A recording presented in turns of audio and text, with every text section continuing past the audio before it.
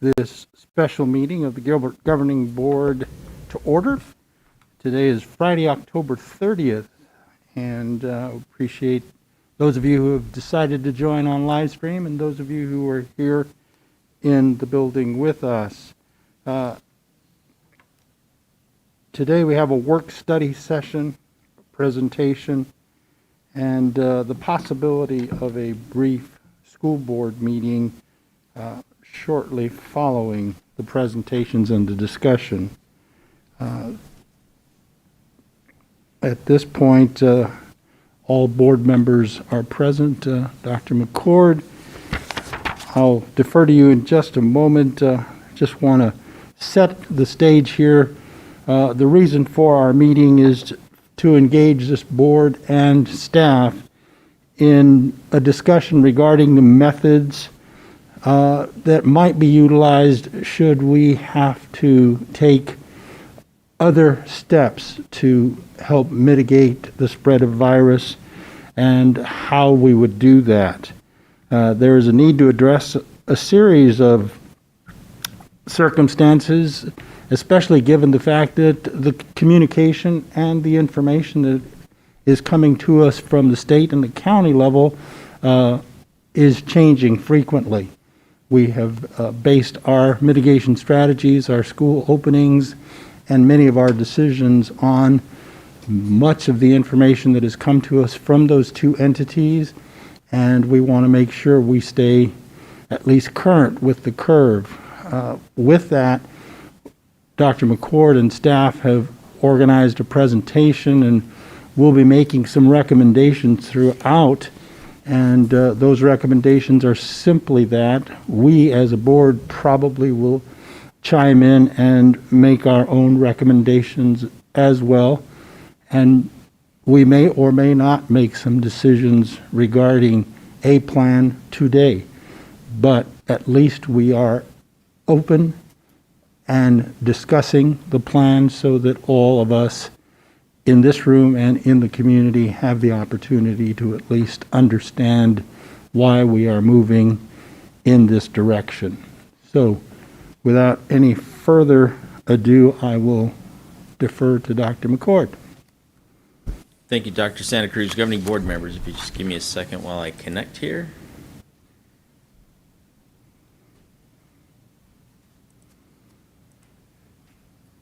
And for those of you watching, we are now at item 2, the presentation discussion of topics. Item 2.01, presentation discussion regarding health benchmarks and what methods to use to return to hybrid or online learning if needed.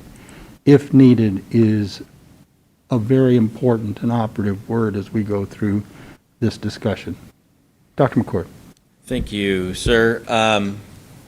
Appreciate all of you being here this morning, and to everyone out there watching. This is one of those situations where we don't like to have meetings outside of our regular meeting time, but time is of the essence, and I think this is extremely important, not just for folks in this room, but everybody out in classrooms as well as in our community. So today we'll be talking, I'm going to go over the current benchmarks since they came out yesterday and go through some of that.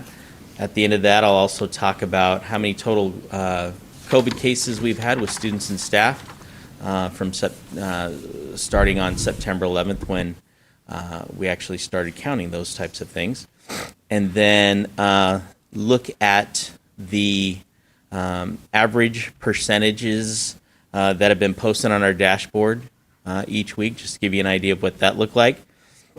And then we'll segue into talking about what will move us into hybrid, what will move us online, and then I'm sure we'll have plenty of discussion throughout. So I'll move on. This has been in the news quite a bit, and actually took some people by surprise last week when the dashboard came up, and I mentioned this Tuesday night. The graphic on the left is what we've been using, as well as the 3 different types of benchmarks. And then Thursday morning, when they updated the dashboard, it changed to the graphic on the right. which is much different than the graphic on the left in a lot of different ways.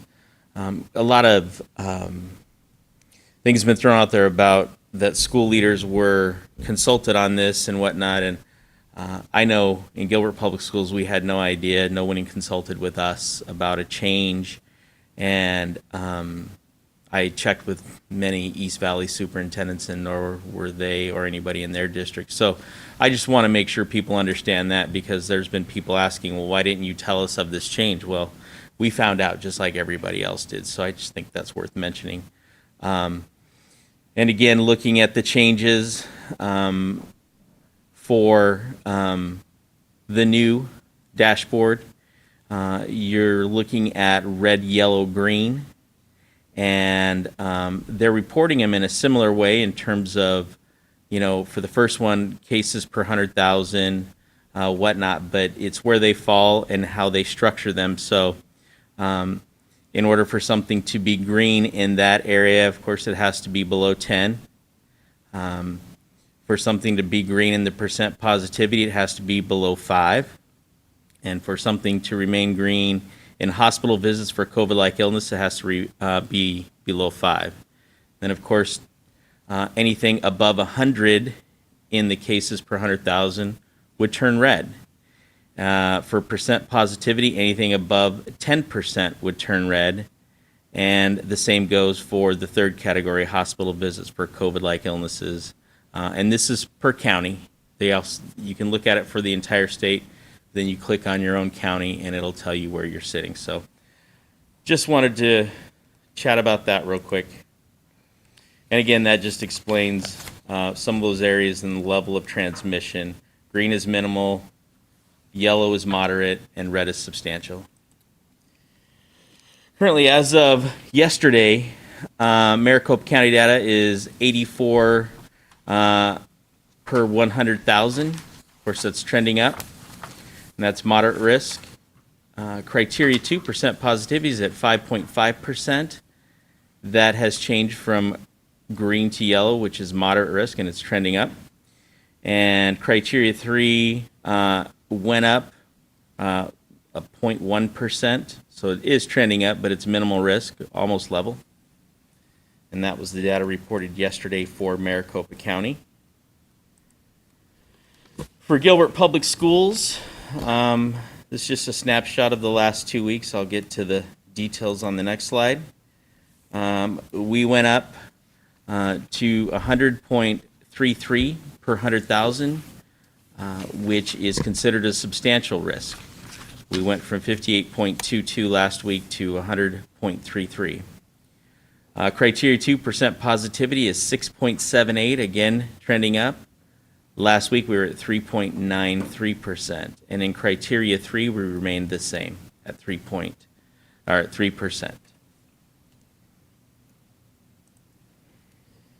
And again, looking at those same numbers side by side.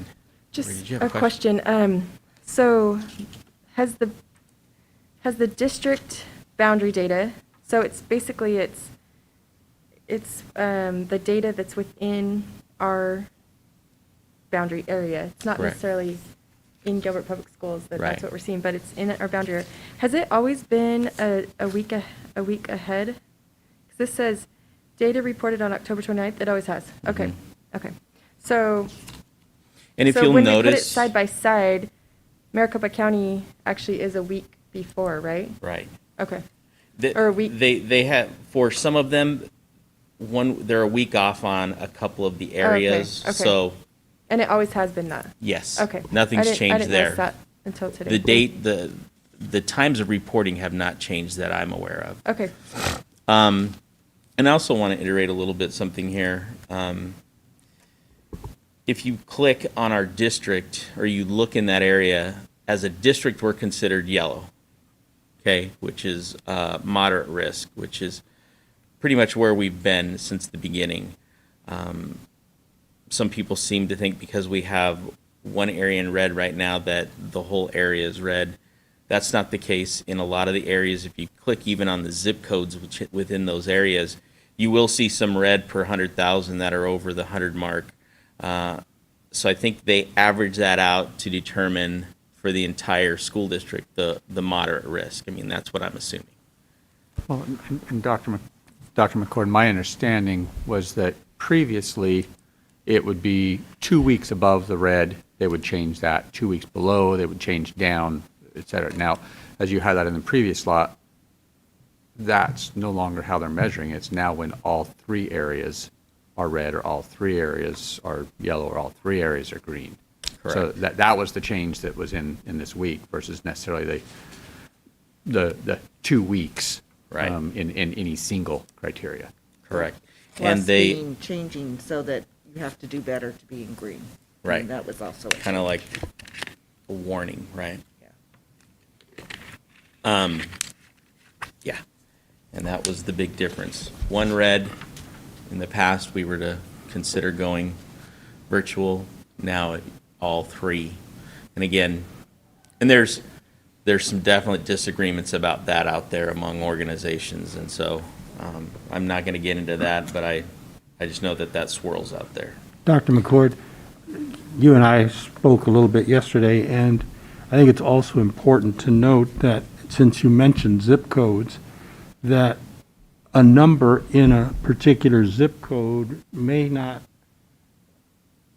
be consistent with a number on our dashboard,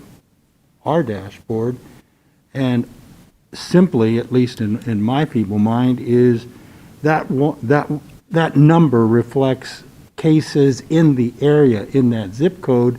Those may or may not be students who attend our schools.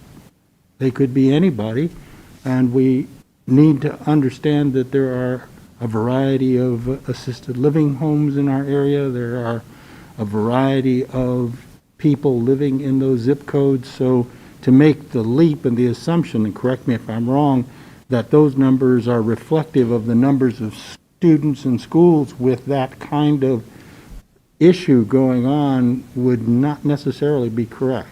I agree with you on that. Yep. All right. And just looking at the last 4 weeks for Maricopa County, you can see where we've gone up. Again, just to reiterate, in criteria 1 especially, I changed. In the past, it was all green based on the previous criteria. I changed it just to reflect what's current, just in case I don't want to confuse anybody. And then the same for GPS boundaries. Again, a comparison of the last 4 weeks. And I think it's telling to note that perhaps for the first time, our district boundaries are higher than the county as a whole. That has traditionally not been the case. We've been better off than the county as a whole, and right now we're a little bit worse off. And as I was clicking through our zip codes, the west side of our district seems to be a little more stable than the east side. And then as you move east, even past our boundaries, as I looked into other zip codes and other districts just to see, those numbers are rising there as well. And it might be more population in those areas, and so. And that's consistent with what we're seeing at the schools as well. The east side of our district, the high schools in particular, are, as well as some of the elementaries, are seeing higher numbers than the west side. Correct. Just so you guys are up to date, we went back the day after Labor Day in person. That's when we started tracking in terms of what's happening on campuses. And so to date, as of this morning, we have had, some of those are still active, but many, of course, are not. But total number of cases is 126, of that 20 staff members, and the rest 106 students.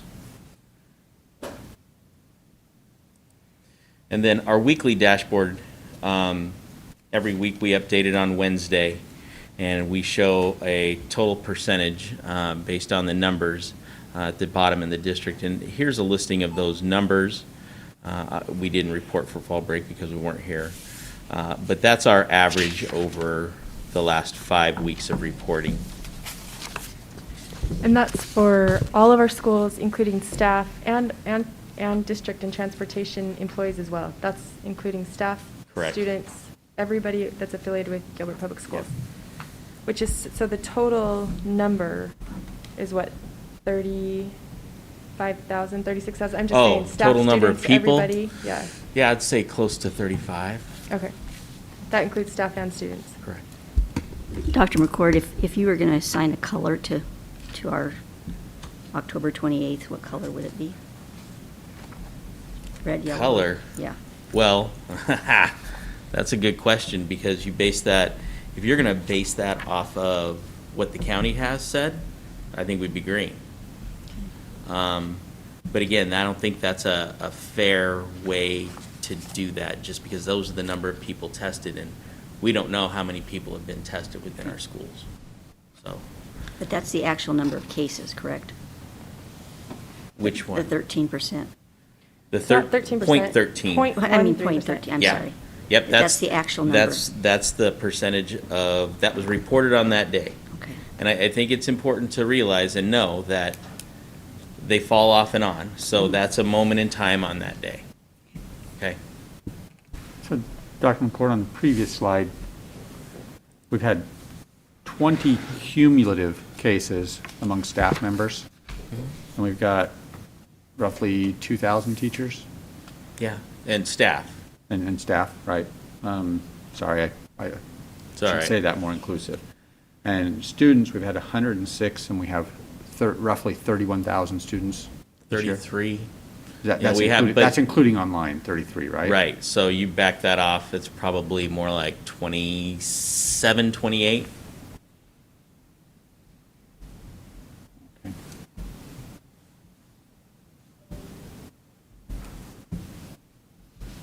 Excuse me, Dr. McCord, the number of total employees is something like 45? Oh, I was 45. gonna say 2,000 is Yeah. just the teachers, when you get I all the was still staff. stuck on teachers, thank you. Well, and I would say our Global Academy students could also, I mean, they're not on our campus, but they Right. could also have a case of COVID depending on what happens. We don't count them, Anyways. though. Just, Okay. I mean, no offense to them, but No, and that's why I was looking at the 28,000. So, I mean, if I just quickly do that math of our staff cumulatively, we've had 0.4% roughly of the staff affected by COVID cases, and we've had 0.3, so 0.3% of students affected to date. yep. And that's of information provided to us or information that we have run down. That is what is reported to us on campuses, so yes. And the Could main there be res- others out there? Of course. And again, I don't want to, any case is a risk to an individual. I'm looking at more from a comparison. If we had more staff, if we had, those numbers are so similar that you got to say that it's affected the population as a whole the same. We Right. haven't had a higher percentage of teachers, we haven't had a higher percentage of students affected. And again, that's since September 11th. Right. So I just want to make sure people understand that. Okay. Kind of the part that, the other piece of why we're here, with the rise in cases, we do have some concerned staff. We do have some concerned parents. We do have some concerned students. And so, and we have concern here. I mean, we want to make sure we're doing all we can to keep people safe, knowing that our goal is to educate kids to the best of our ability. And so as we're moving through this and seeing how cases are rising, we need to be able to understand what's going to put us back to hybrid, what's going to put us back to online or virtual. And so I think that's where some discussion needs to happen here. And like you had stated at the beginning, Dr. Santa Cruz, if we make a decision today, if not, we can make a decision next week. But more than anything, I think a good discussion is worthwhile here. Some of the questions that have come up in my head as I'm thinking about this, and I know to you and others that have talked to me, If we return to hybrid, do we do it as an entire district or just by school? If you'll notice on our dashboard, we have several schools that have no cases, or have one, or, low amount. Some have never had any. So that's something to think about. And then what number do we use to determine a change? Do we look at percentage of active cases on a campus, total number of active cases for an entire school district, standard number for elementary, junior high, high school? And what I mean by that is, no matter what your population is at your elementary, if we say there's 5 cases, that'll jump you to hybrid. Junior high, there's a number. High school, that's what I mean by that. Strictly just going by the county benchmarks, strictly going by boundary benchmarks. Again, things that we've all talked about to some degree and at some level, but I think plays into making some decisions or having some discussion here today. Dr. McCord, just to minimize confusion and so that the public understands what definition we're using, could you define our use of the definition hybrid and how we're thinking?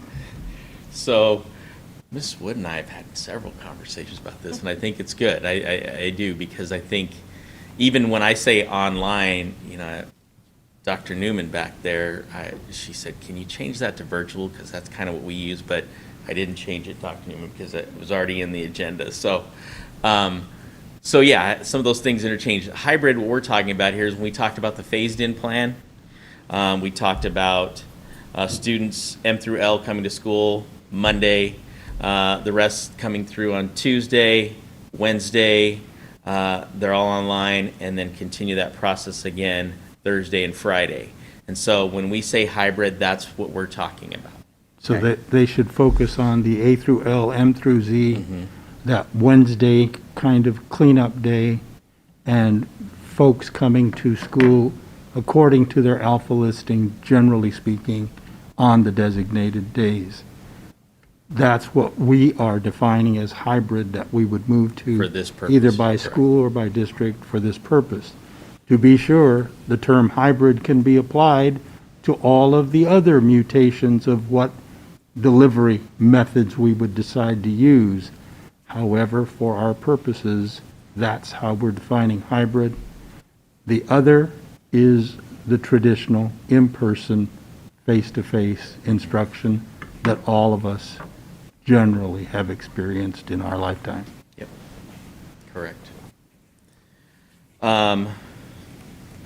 Looking at those and ask some of those questions, and Kevin and I having conversations, my recommendation is to use a percentage of students and staff on a campus and make a change in the delivery model on a school-by-school basis. And one, it's easy to calculate, it's easy to keep track of. Two, it's easy to understand by students, staff, and families. They see that, they can understand that. And the other piece of that is trying to keep kids in school as long as we can, and knowing that at certain or several campuses that it's not necessarily an issue in terms of spreading or having cases. So I think it could be better for everybody involved. But again, that's my recommendation, but I'm sure it'll be a topic of discussion. And should we reach a specified positive case count on any campus, additional layer of investigation will be initiated by our district health services team in consultation with county health department. And some of those things that you have to consider when you're looking at that is family relationships between positive cases. So let me do a scenario for you. Let's say we have a threshold of 6 students on a small elementary school, okay? And 3 or 4 of those students are brothers and sisters, which is very possible. Is that a reason to close that school because they're all contained within their household? Or is that something that we need to consider if we're going to shift to hybrid or shift to online? So those types of things I still think we need to look at. Is it something to do with a program? At Desert Ridge, we had football players that had COVID and coaches, and we shut the program down. And they have been And I think that was a good thing instead of shutting the entire school down or moving them to hybrid. So we can look at those types of things to mitigate that. But at the same time, if we went school by school, we could look at those a little bit more specific to what the needs are on those campuses. And Dr. McCord, in light of that recommendation, I did have a phone call yesterday with Ms. Amber Franco, who is the president of the Gilbert Education Association. And she reached out to me, and we spoke a little bit, and she indicated that that's what the teachers would like to see as well, that they would like to see us look at school-specific metrics versus a district-wide shutdown. So I was grateful to hear that. That's also consistent with individual conversations that I've had with teachers. Okay. So I'm hopeful that that representing the sizable portion of our teachers is an approach that I think will keep parents happy and keep teachers happy. And I would concur with that. My discussions have yielded similar information. The other question that comes into mind, let's broaden the use of the term program, and it becomes more impactful probably at 7 through 12 rather than K through 6, but K through 6 would still be impacted. And when we talk about program, and we determine based on whatever information we have utilized to make that decision to close down a program for a period of time, is that all encompassing? Does that include athletics in the evening and all of it? I think that's... For a specific program, it Right, would. right. Yeah. You know, if we looked at Gilbert High School, for example, because it hit a threshold, does that mean for that period of time, whatever we determine, everything ceases?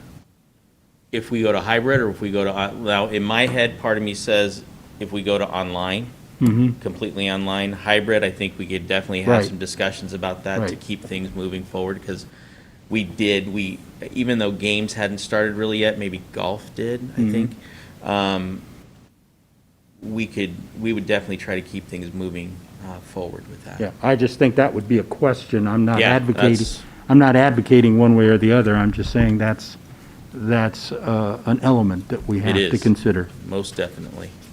Well, I think one of the things that we need to look at, and when we get to the numbers that you show for different, just some suggestions for different campuses, I did a little work on what would be the numbers of people who have to quarantine depending on the number of cases, and that can really go up fast. Oh, yeah. I mean, really, I just chose the number 3, thinking if somebody's sitting in a class, the person in front of them and the person to each side has to quarantine. And if you get in a high school where they have 6 classes, and then you times that by the number of students, it be, pretty soon we've got half the campus quarantined. If you assume that it's different kids in every class, but it goes up really fast. And there was a story in the New York Times I read about a school in Utah where the school board did not want to shut the school down, but in the end, because they were quarantining so many kids, they ended up closing the school for a month and then were able to reopen. But, that's a huge concern, because that's a lot of kids, and they're also missing school. Correct. Waiting to see if they have symptoms or not, and then if they get symptomatic, even maybe missing more school, because we have to wait 14 days Yep. to Yep. figure it out. It is, and we've heard from many families who have a difficult time with that, and I can well appreciate that. And us trying to follow the guidelines the best way we can, it's difficult. I mean, it's hard. And I know Jen Frost has talked to the county about that, and I don't think they responded, but there's no movement on it, and I don't know if there will be. And Ms. Humphries, I think you bring up a very good point. If we've got, for example, 4 kids at an elementary school, those 4 kids are generally contained, I know they might move a little bit, but they're generally contained in each of their individual classrooms, where, to your point, at a high school, if we have a high school with 15 kids who have active cases, Well, if I take those 15 kids, and my understanding is that it's usually the kids to the sides, so it's generally two kids. There may be exceptions. I'm looking back to see if Ms. Frost corrects me. So it's generally two kids per student. If they have a full slate of 6 classes, that's 180 kids that are out on quarantine that may or may not have COVID, but were exposed, plus the 15. So you have potentially 195 kids out of school for that time based on the 15 kids at school. So it does affect a larger number. And to Dr. McCord's, I think probably all of us have taken phone calls, texts, et cetera, with frustration with the quarantine. Please, parents who are listening online, recognize that that is a strict guideline from the county. Yeah. And as Dr. McCord mentioned, we have questioned the county whether they could come back with a negative test, if they could come back. Our goal is to keep kids in school, but as long as the county health department is following that strictly, we're following it strictly. So I did pick the number 3, so if you go to the 1%, and we'll get there, if it's 19 kids at Campo, you times that by 3 kids who have to quarantine, that's 57. You times that by 6 periods, that's 342. Because, Wait. so say that again? 19, so if there's 19 kids, Oh, okay. and they're each in 6 classes, I got it. and we quarantine 3 kids from each class, Which is that's a lot of assumptions. 342. That's a lot of assumptions, but that's a Yes, high end, for that's, sure. that's But, yeah. assuming that there's no repeats, that, Yeah. this kid isn't in another class with another kid or something. Mm-hmm. But it goes up really quickly. Dr. McCord, And I agree with your mathematical approach, other than from everything I've been told from Ms. Frost, it's usually 2 Two. kids. It's Well- very rarely 3. Okay. Well, that's good to know, but I just picked 3 because I thought 1 in front and 2 to the side. you probably don't, excuse me, Sorry. I didn't know, are you finished? Yes. Okay, no, I'm thank you. done. You probably don't have this on hand right now, but do we have kind of a ballpark figure about how many kids we have had to have quarantine? Because that kind of goes into what we're talking about now. If we we've- have an idea, even right now, how many kids we're missing. Let me turn a little Okay. bit. Ballpark, since we started quarantine.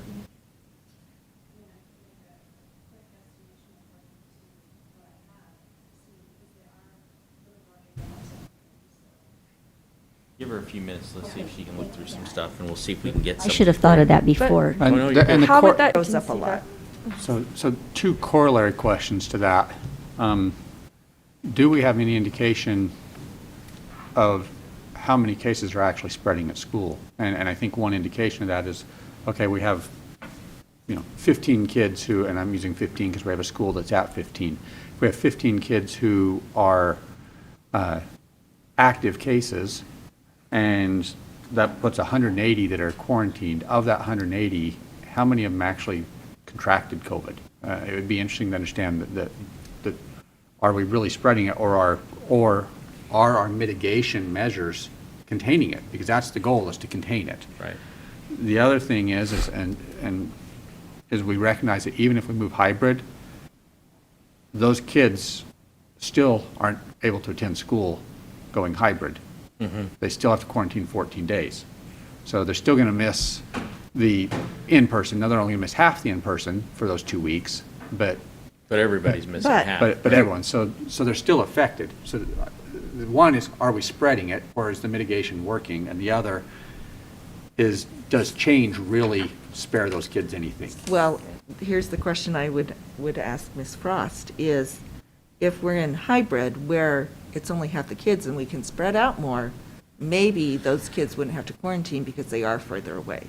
I mean, That's possible. that's a question that I think we, Ms. Frost, come on up and Yeah, let's use we need your a voice. microphone so that folks can hear you.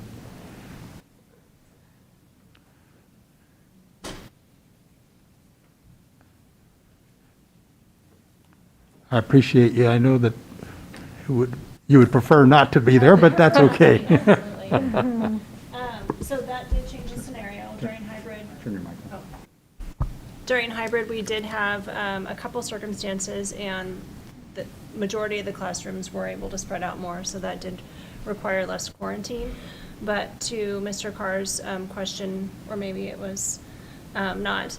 But we have not seen a lot of turnover when it comes to a student that is positive in a classroom. Those students need to be quarantined, and then the quarantined students ending up turning up positive. So That- most of the quarantine students, or almost all the quarantine students, have remained healthy and been able to return to school? Correct. Once their quarantine is Correct. done? We have, just as a quick recollection through all the numbers and names, I know of one right now. I'm not saying that that's the only one, but I only know of one off the top of my head of a student that was quarantined and that ended up themselves turning out positive. Okay. And that's not to say that that was a classroom exposure either. I was going to say, There is a they lot could of- have got it somewhere else because it's widespread in the Right. community. There are actually a lot of reports out now regarding school time and the spread. Spain does a huge amount of contact tracing, and they have not seen an issue with school spread affecting the community, things like that. There's a lot of schools that have opened across, Europe, things like that, where there have been spikes and then they plateaued. So Vanderbilt University as well has done a lot of studies. Yale, there's a psychologist at Yale that's done some studies, and so we're looking at areas such as this, where we have currently, as of today, 43 active cases in a community, and our population is, 258,000 people. So that's our school community, whereas the dashboard is reflecting the entire community inside those boundaries. And I would say that also, KJAS was discussing this on my way over. As I was listening to the radio, they were actually talking about this very specific issue of keeping schools open, the metrics, and that in the schools, we seem to be doing a better job of mitigating and keeping the virus from spreading. Right. Agree. If I can just give a quick shout out to our health services staff. The nurses we have here in this district are absolutely amazing. We are very lucky to have nurses. A lot of districts don't have the amount of nurses that we do. And we are also looking at, in the schools particular, if we see an area, weight training class or an art class, or just an area that causes us to take a second and pause, they are ramping up efforts in those areas. Our principals have been helping, everybody is working on that. So the minute they see something where they think there could even be a slight correlation, they're readjusting that. Our school staff have really jumped on that to make sure that, we're doing everything that we can. And it's been kind of exciting just because there's no pushback. They're all working together to make sure that we're doing what we can so that the kids can stay in school. Can I ask one question about shared materials? I know we're trying to discourage that, Mhm. but sometimes it's not Mhm. really possible to not share those materials. Right. What do we do in the case of shared materials? Are There- we just trying to minimize it as much as possible? Trying to minimize it. As a mom, I have had some emails from teachers asking us to purchase individual items, and so, not to toot my own horn, but then I have purchased extras so that if there are students that can't afford, that we have that. I know in a particular art class on a campus that they're wiping things down in between use, but that was actually something that we just looked at, was another class that we wanted to try that, not try it, but do that as well. And so we're making sure that those classes have the materials that they have, because as you all know, wipes have been in short supply. So whatever we can to look at to make sure that things are wiped down in between, that the students are maybe sanitizing more frequently because there are shared items, things like that. Okay, thank you. Thanks, Jim. Don't go too far. I was going to say, you just as well sit there, because there's probably going to be another You question. know what, I'm okay. to You'd move rather run back and forth? Okay, so based on my recommendation, I threw out some numbers based on some schools. Campo, Desert Ridge High, Highland High, Mesquite Junior, Greenfield L, Meridian, and Mesquite Elementary. And just kind of a breadth of, how many people are on each campus. And again, this is students and staff. So if we went with a number of 3%, looking at Campo, 57 students, that's when we look at going hybrid, and then you see the rest of the numbers there for the rest of the campuses. And obviously, it's just general math, but the lower the number of people on campus, the lower number of cases that will be there. And then here it is for 2.5. Which, I oh, have sorry, one- go ahead. sorry. So I have one question. When we think about this and these numbers, is this 57 cases in a week? Is that how we're defining it? Or is it 57 cases over 2 weeks? This would be 57 cases within, that are active. That I are would say active at that active, time? yeah. Okay. So like our Wednesday dashboard. Correct. If we see this number, is that what we're saying? Okay. And I just wanted to say, we haven't been anywhere near these numbers. I just want our public to know, if you've been looking at the dashboard, this is, we haven't been anywhere near these numbers at this point. This is just, you're just putting out a number. Yeah, I'm just throwing out numbers. Okay. One of the concerns I hear from teachers is that not all cases are being reported. I know my understanding is that we could even look back from everything we know, people who are being tested, we're getting 90+% are being reported by parents. Is that correct? That's Correct. what I understand. I from would say, previous- I mean, higher than that. Higher than that, great. In those cases where a parent doesn't report to the school, do we still learn about that case? The county will contact us. If they look at the person's address and it looks like it's in our district, they'll contact us and say, hey, Johnny or Sally has COVID, do they go to your schools? And then we make contact and track it back from there. So at that point, we can look, now, sometimes, my understanding from previous conversations, typically, we get notice from the parent, and even before the county has a result, we're notifying the county of a case in our school. Correct. But If we're notified in a timely fashion. Right. In the rare case where we haven't noticed the county, they get notice of a positive case, they don't see that student already reported from the school, they then turn around and report that to us. Correct. So from a perspective of knowing about it, it might delay when we know about it, but we still know about it. Right. Well, and I was going to say, if people are, I want to think that our parents are doing their best to be honest and truthful, but if someone would maybe not take their child to be tested or test someone in their family, I mean, I think we could also just look at absences and see what our absences are doing, because if someone. Yeah, were no, they to be do. The sick- nurses are following that. If you have a child absent, if you have any COVID-like symptoms, you dial number 1, and you basically get a direct line to the nurse at that point. She knows, or he knows that you're there. If it's anything else, like doctor's appointment that day or whatever, then you do number 2, or like whatever, something else that would take you out of school, like a driver's Dentist test, appointment. whatever it is, then you could go to number 2, and then they don't necessarily follow up on that. But they're very, from my experience as a parent, they're very much watching those absences, and the nurses are following up with any symptoms like that at all. So, and if you have COVID-like symptoms, you either have to go get a negative test to come back, or you need to stay home for 10 days. So even if it's not being reported as a positive test, they're not at school. Well, The idea I is they're not know. at school spreading it. My grandson had a runny nose. Yeah, yeah. It dried up in 24 hours, so he got Yeah. to go back to school, but otherwise he would have had to stay home But for are they 10 checking days. but the nurse checks, and, I mean, it's a Yeah. very much, they're very cognizant of it, is what I've been Okay. hearing, so. Thank you for And that. and if I understood Ms. Humphrey's question correctly, she's asking if the teacher never does call the line and never pushes that one, if the student is absent for a couple of days, then the nurses are proactively calling the parent. and Either nurse or attendants, right? So, I mean, if we hear nothing, we'll call and find out, hey, and I talked about this rumors run rampant. And a lot of times schools try to run some of those down just because they want to either figure out what's going on with someone or ease someone's mind. And so, if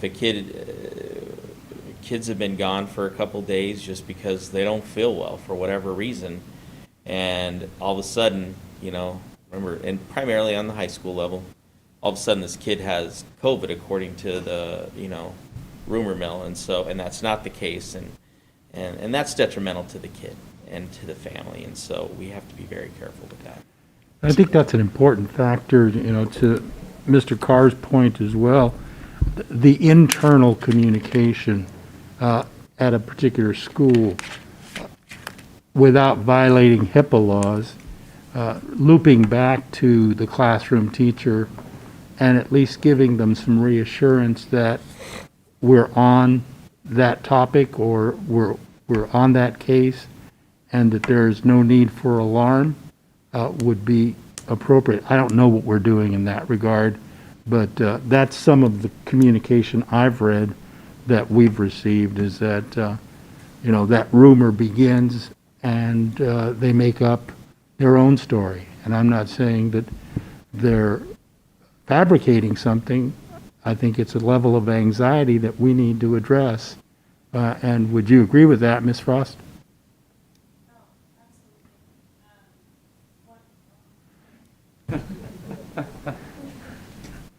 For the record, She's just trying to get in her steps to Yeah. help You you. could take the microphone back there. I don't know.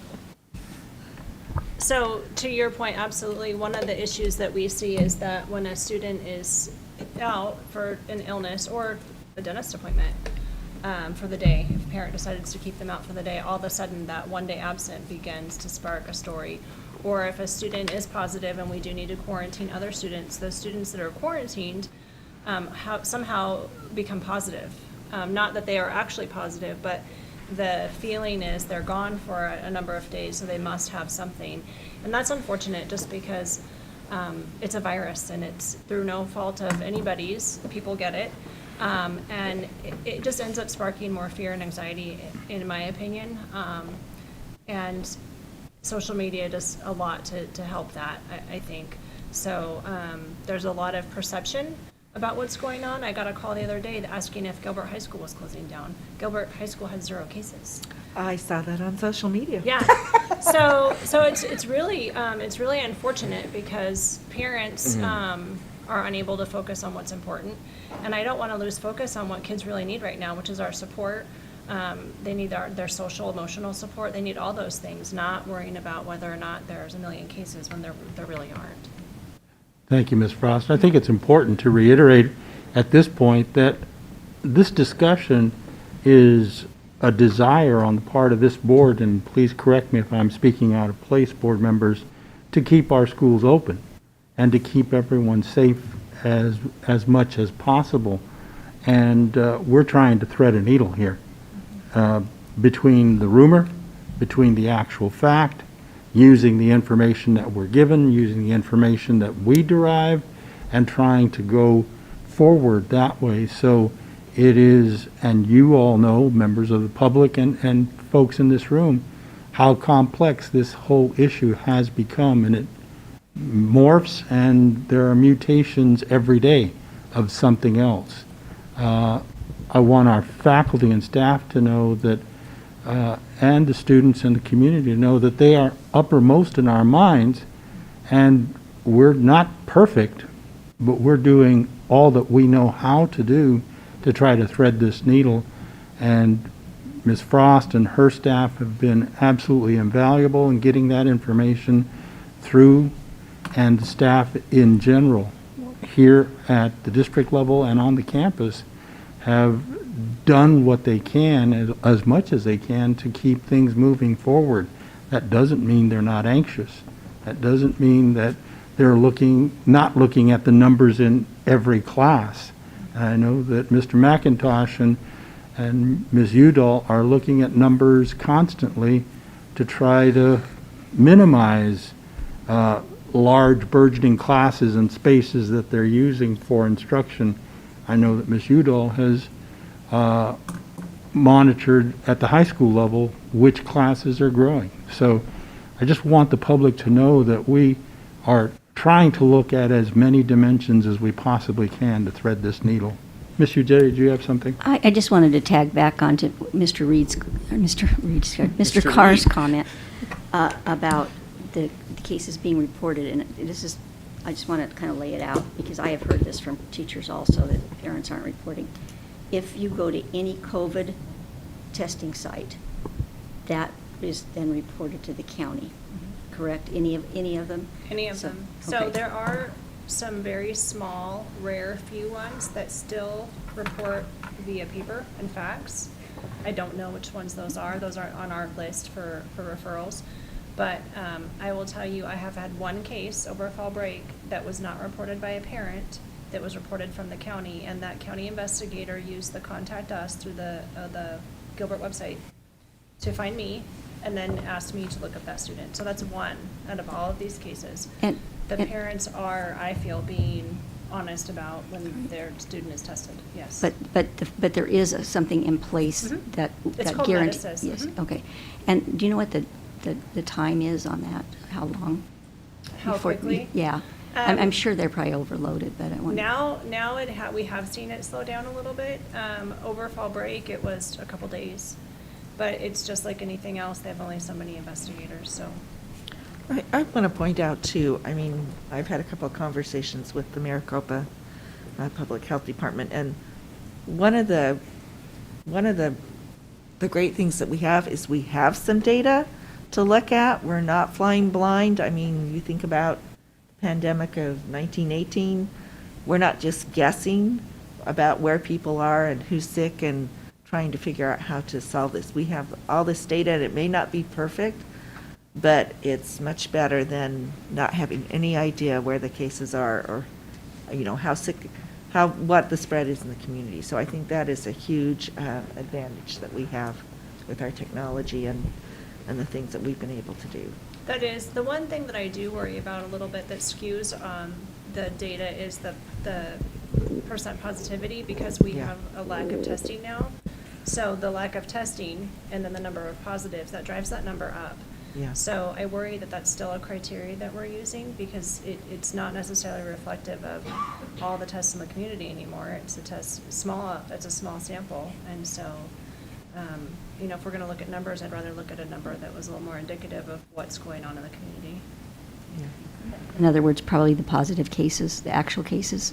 Well, we know how many actual cases, but that percent of positivity is looked at according to how many number of tests have been taken. And so when the number of tests taken is down, that drives that positivity up, just the percentage-wise, Okay. because the sheer number of tests is lower. So it's a number that tends to make people anxious. However, it's not necessarily a great reflection of what's going on in the community. Okay, can I, this right here, you have, this is the actual number of students Students and staff. and staff, okay. So with what you just said, is the 3% an accurate number in terms of just like there's 57 at Campo, that's 3% of the total kids at Campo? It would just be the number Okay. of actual cases versus the So number. as opposed to, there's no Right. testing Correct. involved in We this? have no testing. idea, Okay. yeah. Okay, that's good. Yep. And I that would don't- be active That's a cases. straight number. straight I don't want to percentage. cut off discussion, but I really, because these numbers that Dr. McCord has put into a graph here are pretty telling as it relates to communicating with our public and with ourselves about whatever percentages we plug in, the number is large. And so we want to see that so that we can get to the discussion about what we want to do as we go through this. Before we go on, Go can I ahead. just add one thing? So, Ms. Frost, what within HIPAA, kind of back to what you said, what within HIPAA can we do to help teachers feel like they are being informed and able to be safe in their classrooms? I mean, So we do actually let the teacher know that there's a positive student in their classroom. Okay. We just don't name the student. okay. And so even if we weren't going to tell them there was a positive student, teachers, especially at the elementary level, would Well, you notice know that they your were- student's gone, yeah. And they need to be supported academically. And so, and then they are, especially at the secondary level, then the teacher is told, this student, you know, Jane Smith, is going to be out for a number of days. Please touch base with that student so you can support him or her academically. So we don't ever have to share what's going on. And in some ways, it's a double-edged sword, because that student could be out because they had an appendectomy. But we wouldn't share the appendectomy either, that information. And so the teachers at that point can come to their own conclusion, which unfortunately sometimes is that they may have COVID and they don't. But at the end of the day, if there is a positive student, we do let the teachers know you have a positive student that's been in one of your classes. Okay. And Dr. Santa Cruz, if I can go back to your comments about kind of the perception that teachers have, using some assumptions and some real numbers, if we have a high school that has 15 students, we have 15 students who are out because they have active cases. Then can say times 6 times 2 students, times 6 classes times 2 students. So we have another 180 students who are out in quarantine. Then if we make a further assumption that half of those students, half of the 15 have one sibling at the school, those siblings are asked to quarantine, so there's another 7 students. So we've quickly gone from 15 positive cases to 202 cases, 15 cases to 202 absences for a time period. You know, if I look at that at a school that has 2,400 students with 15 cases, that's 0.6% positivity rate, but I have 8.4% of my student body who's now missing class. And just to clarify, you're not suggesting that we're quarantining the siblings of the quarantine students, only the positive students, correct? Correct, Right. Just to correct. make sure. That's something that's a common misunderstanding. Yeah, no, I added 7, 15 Okay. students added, I added 7 to that number to Okay. get, you know, so roughly half. So we've quickly gone, I mean, if I'm a teacher and I'm seeing 8.4% or, you know, we'll round it to 10%. If I'm seeing 10% of my students gone, I'm absolutely going to think that COVID is widespread. We're in an outbreak. It's just the natural perception. I would think that. I would assume that they would think that. Where in reality, it's not 8.4%, it's 0.6%.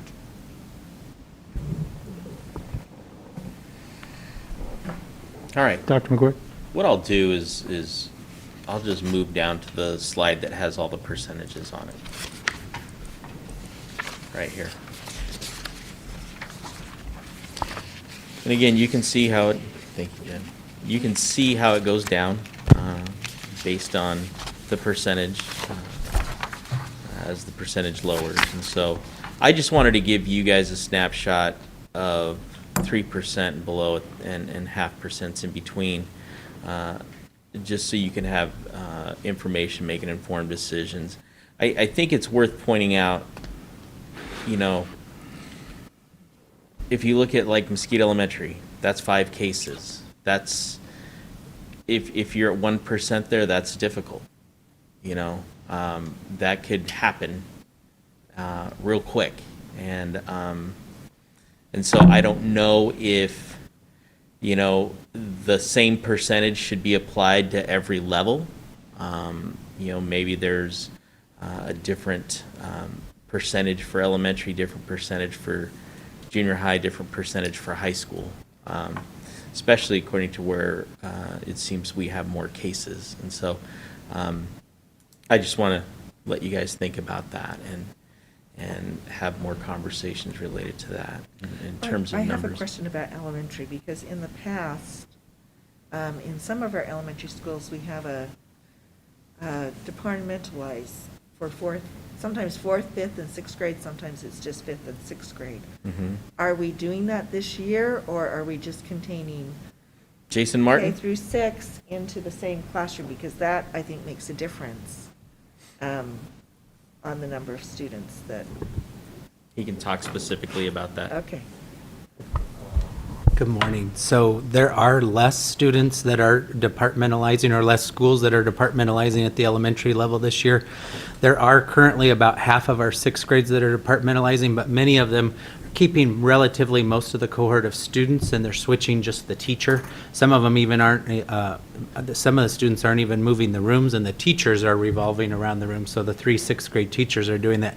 You do have to realize there's still some movement at all elementary schools because of all the pull-out programs for reading, ALP, ELL services, and so that kind of differs from campus to campus, but they're being very cognizant of that. The good thing is, in a lot of our special programs, is there tends to be less students in those rooms, so they're able to very easily social distance. So you might have 4 first graders come in from 4 different teachers' rooms for a reading program, but they can all sit at least 6 or 8 feet away from each other and then go back to their classrooms, so that there's, and of course masks are on as well too, so those interactions are safe at that level. But there is less departmentalizing at the elementary this year. Not only partly because of COVID, which is definitely an issue, but a lot of our elementaries right now in the intermediate grades only have 2 sections per grade or 3. We have a lot because of the students that went to global or some other venue right now. And so when you get down to 2 sections per grade level, it does tend to make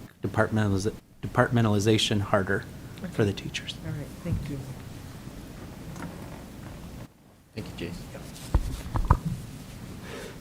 I guess my question is, so in reference to choosing, trying to come up with this percentage, so what is our purpose in moving from, what is our goal? What are we hoping happens if we move from in-person to hybrid?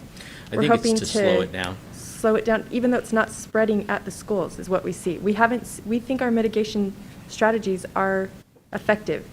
So I'm just trying to see what do we Well, I think think would we be go back to the original discussion when we started all of this, is saying we would go back if the spread, within the community was larger. And so I think Right. this is part of that discussion. And knowing that's, the goalposts have been moved back, but the game hasn't changed, right? Yeah, I agree. I'm just trying to figure out what do we hope to Well, I see think happen? I want to see that, a couple things. One, I think less number of students on campus. We saw numbers that were lower. Now, I can't say that because we went back, numbers went up. Numbers went up across the state, so there's a different correlation there. But I think it would help mitigate what happens on campus. Could the numbers go down? Would they go down? Could they go up? Yeah, that could happen. But I think it's just another mitigation strategy to Okay. help with any With kind of community spread. spread, like substantial, Right. we're talking about moderate to substantial spread. It's just one more, we're trying to put in one more mitigation strategy. Correct. Okay. Well, and I think because we've hit that mark of 100 cases per 100,000, we really have to consider, at this point, we don't see that spread in our schools, but it could come, even though we have all these mitigation strategies, because it's more widespread in the community, it may affect us more. Yeah, but again, our goal is to contain it from Well, yes. transmission. Well, so we don't might want- see more yeah. cases coming to school that are happening somehow out of school, but I want to, Yes. what our main purpose and goal is to not have it spread through the school and transmit at the Yes. school, and that's what we have to work on, and I think to me, that's what I'm seeing is happening, even with, with the mitigation strategies in place. I think that we so far have felt like we are not seeing a single case go, We haven't had a exponential. super spreader event in Yeah, our schools, yeah, basically. yeah. So, And we're Yeah. trying to keep that down by not having dances, not doing those, I Right. mean, those are the fun things that we all want to do.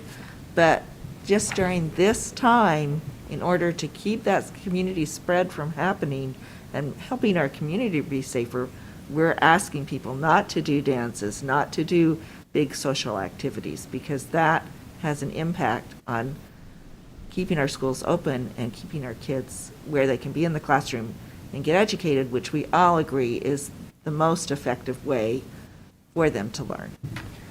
Yeah, to your point, Ms. Wood, I think as we look at our entire community, at least the communication I've read, and you've read the same communication in large measure, there are folks on both sides who are reviewing the data and who are making their own assumptions and drawing their own conclusions regarding that data, just as we are.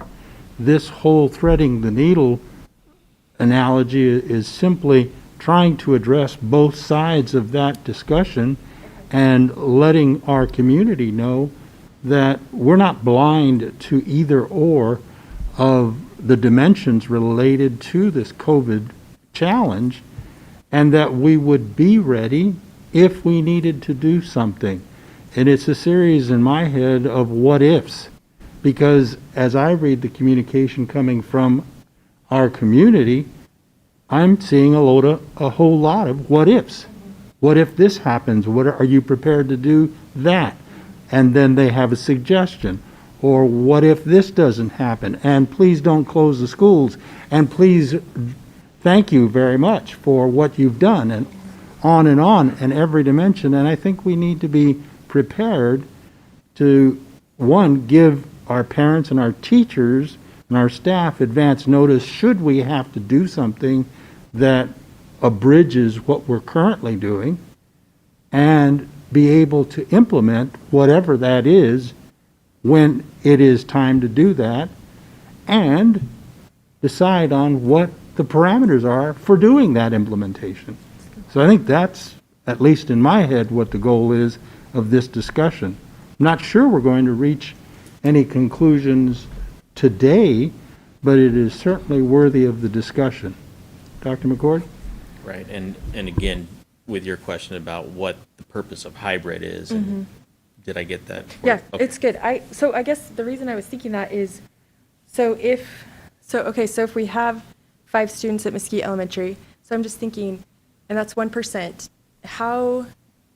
what is the rationale? What is logical? You know, if that is 1%, does that mean should it just be a trigger point, 1%, boom, we're done, no Right. matter where you're at? We would look Now, at some of those, other things you said. Right. That kind of, that makes it a little tricky. It does make it It's a judgment call, tricky. so I wonder if we just keep it more to an we- absolute and we could just- do that. But then the other thing I thought was, we just went through and explained, though, how elementaries do have way less, typically, they're in one class, maybe a couple classes. So it would be much less, Well, because you're not. Quarantines, I was going to say, right? because you're not quarantining Right. as many people. So I don't know, You might be maybe- able to have a little higher case. That's like what I was wondering, Maybe if up that to justifies it 10 maybe. at an Yeah. elementary school, whereas the high schools. that would be 2%, whereas at a high school where you have 1% at Campo, that could get really high. Right, 200 kids or right. so forth. That's kind of what I was trying to rationale with that. too. And that's the same thing I'm thinking. I mean, I just was playing with numbers a little bit. If I use Greenfield Elementary off of this chart as an example, if I have 1%, so I have 9 kids who are out because they're COVID positive, and now I have another 18, again, simplifying the model, it might be a couple more because of specials, but 18, I've got 27 out of 903. I've got 3% of my students who are now out of school.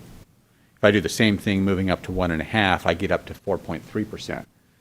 By contrast, if I take those same 2 at Desert Ridge, if I take 24 students who are out, then times 6 classes times 2, I end up with 24 who are out and another 288 who are out because of that, and I'm up at 13% of my students are affected, and I move to 1.5%, I'm at almost 20% of my students who are affected.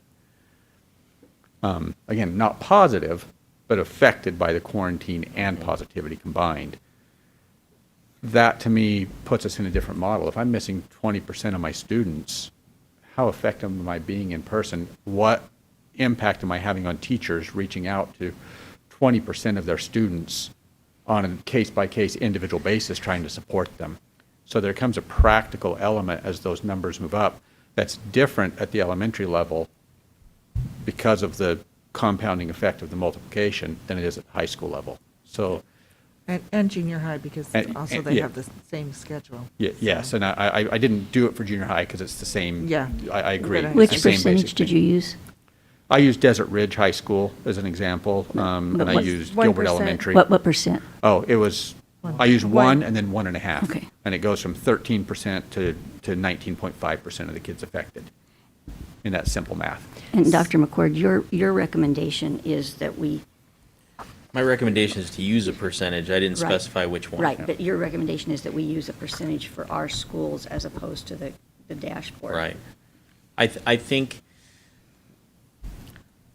and we've used this analogy, I think we have to concentrate on those campuses that might be having COVID issues for whatever case. And I don't want to, I want to penalize the least amount of people as possible. If things are being managed in a elementary community very well and they're not seeing anything happening at their school, I want them to continue because I know that's important. I wrestle with that quite a bit too, just because you look at the numbers for a community, you look for because we are a community, you look for the numbers for a county. But I also have talked to many staff members, and the difference in the child today as opposed to beforehand is vastly different and much more positive. And so if we can keep that going, I think it's important for our kids. Well, I would say if our number of cases per 100,000 residents really skyrocketed, we'd probably have to have another conversation. And that's As long as we're keeping. that's the beauty of this. Yes. Is we can call this in a 24-hour period, sit down and have this conversation, and I agree. Yes. I mean, but the other part is if we have the community behind us to work on this, and just as an example, I guess I'm a news junkie because I listen to the news all the time, but, a study out of the University of Washington, they did some modeling. If 95% of people comply with wearing a mask when they're out and about, we'll save 100,000 lives by the end of February. So that's what they have modeled. But if our community can get behind us and help us keep these kids in school, because I personally think that our number one priority in the state should have been getting our schools reopened, not our bars, our restaurants. I mean, I do understand we need businesses and people have to make a living, but our schools are our future, our kids, and the education they receive today has a huge impact on the next, 100 years, probably 80 years. And so our schools need to be a priority. And when people think about what they're doing, because this is an individual responsibility and it's a community responsibility, and we have to make all of those parts work together so that we can focus on keeping our kids in school. And yes, they may not get to do all the things they want, but I think getting their education and being there in the classroom, which we know is the best learning model for almost every student. And I'm sure there are a lot of students who are online right now who would like to come back when they feel like it's safer. So I just think that's a huge priority for us, and we'd like to see it a priority in our community. In all of this, I do worry about staff. I mean, it's hard for them. It's a challenge, and I think teaching, working at a school is hard enough, and then you add this to it, and the level of anxiety goes up. And so I worry about that, and I worry that that they don't feel supported or that they don't have what they need. And so we need to be doing as good a job as we can to make sure that those things are in place. And but again, whether on a campus of 50 people, 20 may not have any concerns about any of this, and 10 may. And it doesn't matter whether you do or don't. That's how you feel, and you own that, and that's real to you. So, and if it's real to you, it's got to be real to me. And so we just have to be mindful of that. Your feelings are your feelings. Mm-hmm. We shouldn't be making less of somebody's feelings. If that's the way they feel, we need to help them to work through that and support them in the best way we can. And Dr. McCord, the concept you've proposed here, at least for us to discuss, also helps us localize and individualize. And it gives that grouping of people who are in and around that particular school or set of schools the opportunity to really drill down on their own behaviors, their own issues related to how they interact to help us keep that school open. Mm-hmm. So I appreciate what you're trying to do there. I'd like to tag onto that too. Yesterday, I listened to the governor's press conference when he was asked at the, I didn't see the whole thing, but he was asked at the end what educational leaders he had talked to, and he evaded the question or dodged it. And after the conference, the state school superintendent came out with a statement that they were not consulted at all AEA has come out with a statement that they were not consulted. ASBA came out with a statement that they were not consulted, and the Arizona School Administrators. So those are the four biggest agencies or associations that have to do with education. And so, for me, the frustration is that things change and we get mixed messages, and yet we are in charge of 33,000 students and 4,500 employees. And, I think everybody knows how I felt all along. I could live with this. I think this is giving a percentage of our school district because of what we're doing. If we come up with a percentage and we know that we're going to go to hybrid, if we hit that percentage at each school. But I'm going to go back to what Mrs. Humphrey says. If all of a sudden we have an uptick in our community, then I think we have to immediately go back and just. I listened yesterday to the head of the University of Utah Medical Center, and I can't remember if it was a man or a woman. I should be able to remember that, but I don't. Saying that they're getting to a point where they may have to start deciding who gets to come to the hospital. So old people like me, might be, I'm not taking you because there's a young person that has COVID. And, what a decision that has to be for anybody to have to make. So I think that if we start seeing in Arizona an uptick, and I think the governor said yesterday we were 13th lowest at this point, which is a good thing, but that could change next week. I agree, and again, I think that would be prudent of all of us if we notice some things just go out of whack, that we sit down and have another conversation about what to do next. And I have two questions because I think we're having a really good discussion, and I think that, making some benchmarks of when we might go to hybrid and maybe even when we might go back to virtual is a great idea. But what about transportation? If we have some schools that are hybrid and some schools that are not, is that going to have an effect on transportation, or Not at all. that's good to go? not at all, because they're running the same routes. Okay. All right. The other question I have, and this is my concern, is if we put a school back into hybrid or back into virtual because of circumstances, we're an open enrollment state. I am concerned about families jumping from one school to another. And if a school is closed because of the number of cases, that's not really beneficial to be taking people and putting them in a different school. That is a concern, so I'd like to. We chatted about that the other day. People hop in schools because something's closed down. I get that, but I also understand that open enrollment, we're going to contain our classrooms to the smallest number we possibly can, so we have the ability to deny that based on a pandemic. Okay. Because I want to keep people safe, and you Right. just can't do that if people are Yeah. fleeing from one place to another. That makes it worse. So thank you. So I've got a couple of comments, if I can. First of all, I think I need to acknowledge my fellow board members. If we go back to July, we adopted a process that was a hard-fought emotional compromise with the intent that we wanted students back in school. And I know that my fellow board members gave a lot to get to that compromise.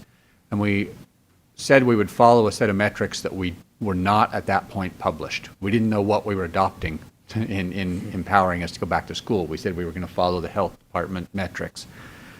So it does become, a little bit frustrating when we finally have gone through a lot of pain to understand something that we adopted without even fully knowing what it was when we adopted.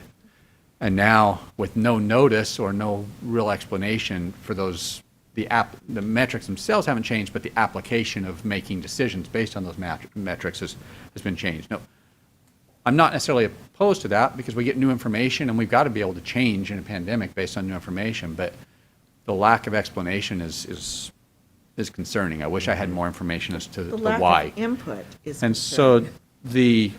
having said that as a preface, I acknowledge that we have all been focused on keeping schools open and safe. You know, none of us want to risk people's health, but we recognize all the mental health, the physical health, the COVID case, et cetera. What I like about this approach, even though we haven't yet set on numbers, is that we're trying to keep people safe, we're trying to keep people open, keep schools open, but we're mitigating the risk as it happens in a specific geographic location, at a specific school. If we go back to hybrid, now one thing I would suggest is that we say if we're going to go back to hybrid, we're going to do it for a 2-week period. You know, I think that helps with the open enrollment if parents know, oh, this is going to be 2 weeks or this is going to be 3 weeks, whatever is appropriate, whatever we feel is appropriate. But that prevents the outbreak from spreading to other schools and hopefully keeps it contained within the community. So we're the isolated school community instead of the wider community. We're going to have to face another criteria is what happens if, following the current standard of metrics, we apparently now hit all 3 red. Before, the question was all in the back of our mind. We hadn't decided what happens if 1 hits red. Now it's following those guidelines. So we're trying to find an interim step to address issues before we get there and hopefully prevent it from getting there. So that's kind of my feeling. I know that's not going to satisfy everybody on either side. We're going to get feedback on both sides, but we're trying to find that middle ground that maintains a compromise, maintains safety and health, and keeps our kids in school. And we hope that our community will recognize that effort and support it.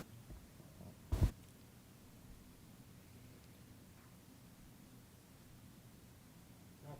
McGord, I see you on page 21. I just moved over to the next page, and to go along a little bit with what you just said there, I would recommend a minimum of 14 days, 2 school weeks, I guess is the best way to put it.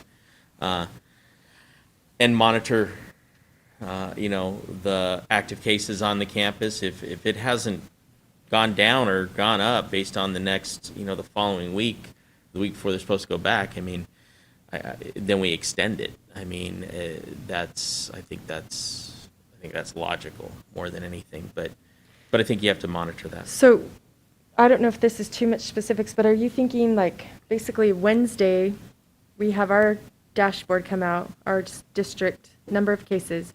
Would you say go hybrid by Friday, go hybrid by Monday? So along then- this whole journey that we've been on since March, we've learned a few things. Yeah. And don't start a hybrid model the day after Labor Day, especially if, you're A through L. So am I right, everybody? Yeah. Yes. Okay.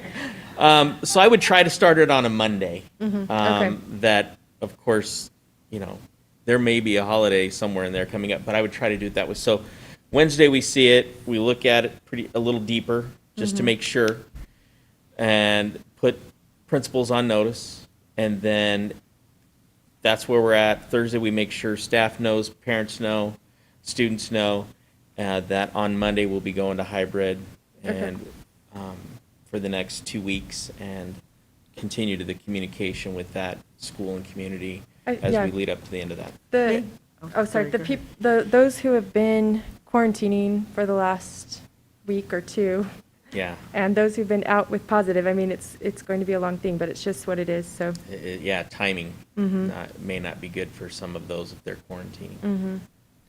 So I was just going to make a recommendation in case it's a Monday holiday, because that will probably happen. And I don't know if this will work well or not, but it's just my idea that if we start with L through M on Tuesday, that we take the A through L on Wednesday and not have that Right. one day of open and then Thursday, Friday. Right. That would just be my Just to supplement that suggestion, Monday just so or that whatever day. everybody gets 2 days in school. It would make the cleaning process, I would imagine, a little bit harder, but, A little bit, and might be some confusion, but I that was comes gonna down say, to communication, right? it's always that, will they know that they're supposed to come to school on Right. Wednesday, or will we, we want to keep it as simple as possible, But I can see that scenario happening again very easily because there's a lot of Monday holidays. Yeah. So Yep. that's my suggestion. Were we able to get a ballpark figure on the number of kids that have been quarantined? I'm sorry, I won't, okay. yeah. Well, Reed, what did you say, 180? Sorry. What was the question? The number of, How many kids we've already had been quarantined here? Well, I wouldn't extrapolate. You know what, I would just, I would just go with a more pure number than anything, because I don't think that in every case, there has been people that have had to quarantine, so. maybe if you just can have it for next week. Okay. Yeah, because I'm Perfect. sorry, that, I know that's a lot Oh, no, of you're good. information to try to get. Dr. McCord? Oh, Bonnie, you good?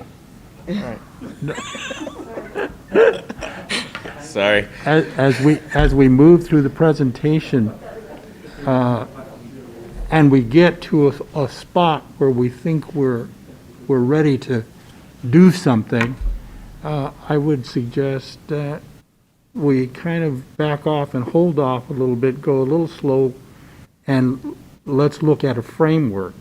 This is all verbiage, words on a page, and I think it might be appropriate to add to the words on a page with a graphic that says, if we're in hybrid, here's when we're going to notify, here's when we're going to implement, and here's how long we're going to be there, and here's a target date for return, or something on that order, if anything I've said makes sense. But Yep. I think as we pull all the Just a flow words chart. together, that we create a flow chart, we create a framework that people can see and follow, a roadmap, so that when we notify and we say you are moving to, that they can just look at the chart and say, oh, that's what we're going to do.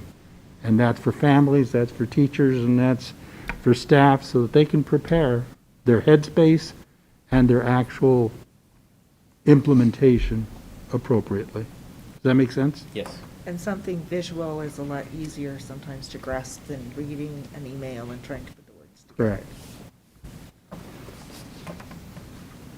So, in interpreting what's being said, we've not made a decision or any kind of vote, but it sounds like we're kind of reaching a consensus around an approach here. We have not discussed specific numbers in there. One of the things that I believe Dr. Santa Cruz brought up, but I may be remembering wrong because it's been long enough ago in the conversation. What about activities? Do we measure activities? You know, if we go back to a hybrid, I know your response was I would keep those activities open unless there's a case. Do we set metrics specific to those? I think it's been working. We've only had to shut down, I think, 2 activities at this point on a temporary basis. I but- think that I wouldn't set metrics for that necessarily, just because there's so many different sports and different numbers of people, and health services would have to go through and diagnose how are these being spread. And so I would just leave it up to the district on that one. Doesn't the AIA have some guidelines as well? that They we've have been some following guidelines and- too, Yeah, yep. 2 so for that's less also than been- 25, yeah. 25 more than 3 or more, quarantining for X amount of Yes, days. So I'm saying we've been following those as well as guidelines. Well, I think we actually responded faster than the AIA guidelines would have required us to do, but in doing so, it actually allows a return to those activities faster than the AIA guidelines would have allowed us had we waited to hit the AIA Right. guidelines. So, What I find interesting on this comparison that you did, but going from 3 to 1, is it's all the same schools, nothing changes. If we do 1% or 3%, it's all still the same 7 schools. Am I reading that correctly?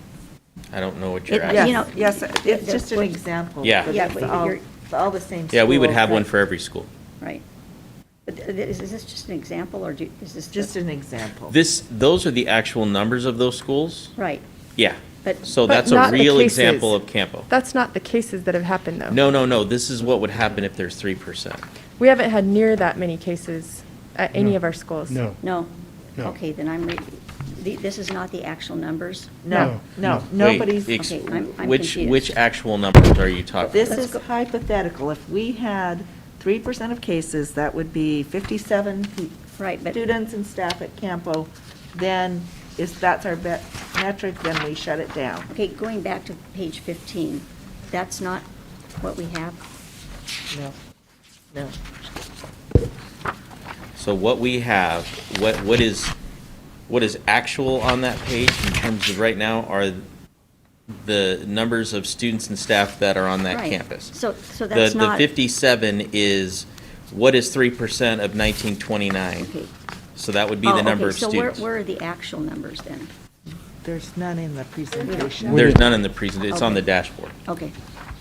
So, let's say we went to 3%, how many schools approximately would that affect? It would None. depend on, it would. None at this point. None at this None at point. this So point? far, none would. Okay, None- I see what you're So far, saying. none Yeah, would even be no, 1%. I just want to know if, how many, right? Sheila, so as of- far, none would even be at 1%. None Right. would go to As of hyper yet. today. As Right. of Yes. today. Right. Even in the past, if we even looked over the past week since we've done it, none have had that many cases. That, even 1%. And the reason I kept picking on Desert Ridge is they're the closest, that where 1% would be 24 active cases. They currently on the dashboard have 15 active cases. And that's why I was picking on that school versus any other, just because they're closer to that number than anybody else. So, as of today, we would have no schools that would qualify even under 1%. Correct. Right. And I think that's an important feature, Ms. Ugetti, because those who might pull this from our website, these are all example hypotheticals. These numbers, except for the student population at those schools, the numbers on the percentage column do not exist currently. And I think that's important for the public to know, because we certainly don't want people taking this presentation and running and saying, look, you have 57 students who are active on campus X. Right. No, that is just not the fact. We don't have any at this point These that are significant enough to warrant any concern. These are the benchmarks that we may use if we decide on that percentage. Correct. And what those numbers could look like if we Yes. use that percentage. Yes. So that's some hybrid talk, and we can circle back to that and get some, talk more specifics, and just about going back to online. Again, the original benchmarks said if we were red in one of the three areas, we should consider moving back online, and then the new benchmark said 3, and then in the revised safely return to in-person instruction that was revised last night. Last night. Yeah, at some point, yesterday afternoon, late, in that area, it says, a county has one benchmark in the red category for 2 or more weeks, even if different benchmarks. Schools should consult with their local health department to determine whether to prepare to transition back to virtual learning with on-site support services. For example, based on community-level data, a local health department may make a recommendation for a school or district to move to virtual instruction, even if only one metric is in the substantial transmission category. That last piece where I started with, for example, was not in the document that was revised, I guess, on October 22nd. So I think this is in response. And they changed a graphic to match what the county looks like now.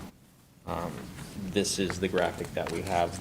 The one that they had in the revised one was the one we've been using from the beginning. So just to clarify that, I do predict that one of the three, benchmarks, probably the number of per 100,000 will hit red. I mean, we're going up, and as I see, a daily tally coming in from, the number of cases in our state, today it was 1,500. So that number is increasing, and so I think that'll directly impact that. So we would have to, what I would recommend on this, or when we would consider, we do it as a district.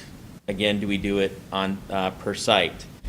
And I have a recommendation, but at the same time, and I know this is talking out of both sides of my mouth, I mean, if we got into a bad situation where it blew the percentage that whatever we determine active cases, and we just see those coming in more and more every day for whatever reason, we may just want to shut that one school down. And we've seen that across the state at times. I mean, we're a larger district, and so maybe if a high school shuts down in one district, that's their only high school. But looking at that, but at the same time, if we notice it throughout the whole district, I think we, again, going back to conversations we had earlier, I think we circle back up in this room and make that decision, whether it's an all-district thing or not. So this is more of a tricky one. It's the next logical step after hybrid, obviously. But there's times, I think, if we're going to go online, I'd love to do it on a school-by-school basis, but at the same time, I think that it might end up, it would be, if we had to go to that degree, it might be the entire district. So, But that's kind of how I feel. I feel like I feel comfortable saying for sure if we meet all three benchmarks are substantial, if all move to substantial, for sure, that we should prepare to transition back online and consult with our county health department, which we've been consulting with yes, regularly. So we're getting regular feedback often. correct. And the county has not suggested that we go hybrid or close any schools at this point, even with the cases that we've had. They just go through the point of quarantining and then continuing our mitigation strategies and different things. So we have been consulting with the county. This whole discussion is above and what we can do, like you said, in steps before we, before other measures take place. So I think we should do what the latest things have said is so here we are now, as the county goes, we've now seen our district is insubstantial for this week. Let's keep in mind, watch the county and see what happens next week, and then let's consult with our county and see where we're at. And I think what you're talking about is the next bullet is if a county has all three benchmarks in the red category, ADHS recommends schools transition to virtual learning in consultation with their local health department. Right. And that's where Sheila talked about in terms of consulting with people that contradicts what was originally said. So that's the difference there. Well, I think, but so that's, to me, that's like a definite, is if. Yeah, if that- all that three are should be a, substantial, Then we're going to be going virtual. We'll talk to the county department, but we'll be going virtual. Probably, I think the whole district should at that point. Right, right. Because we'll be back to a substantial spread within the community. Hopefully, it would just be for a couple weeks. I think we should have a return plan in place, right? Not like an unending, months We and could months have a and date months, on it. but we'll have metrics on it, right? Should we talk about that again? Yeah. Well, and then the next question, it's almost like, here we are, back to. We had that available for free for a while, so what would be the circumstances? So the executive order, I believe, is still in effect. Okay. And We so have we to. would have to provide on-site learning, but also with the understanding that with the staff that's available. We don't have a lot of staff available. We wouldn't have bus drivers available to come and help out like they did in the past, or food service workers. So that number on those campuses would be extremely limited. Okay. We don't know the exact number yet, but Well, I do think we need to communicate that. Sure. That there might be spaces, but they are limited, because more people are trying to get back to work. We may not have people at home to care for those children, so. correct. Our It's a elementary kids, consideration. we If have to think about change that. the model, that's a huge consideration. Yeah. Yep. Dr. McCord, may I clarify something you said in that response? If we go back to online, we'll have on-site services, but Right. when you say you said on-site learning, we won't be Oh, doing okay. teaching and instruction. Right. We will have on-site support. On-site support is what I think he uses. Yeah. As per the executive. I just don't want anyone to misunderstand Yeah. that if you drop your kids off, teachers are going to be there by that word learning. Yeah. Right, and we won't be holding class. Right. Right. And I would request in the event that we consider, in the event that we have a full shutdown, that as we look at a reopening model, that we graduate as we did this time, that we go from total online to a hybrid and then to in-person. That would be my recommendation, as that we consider that as we, if we ever hit that juncture.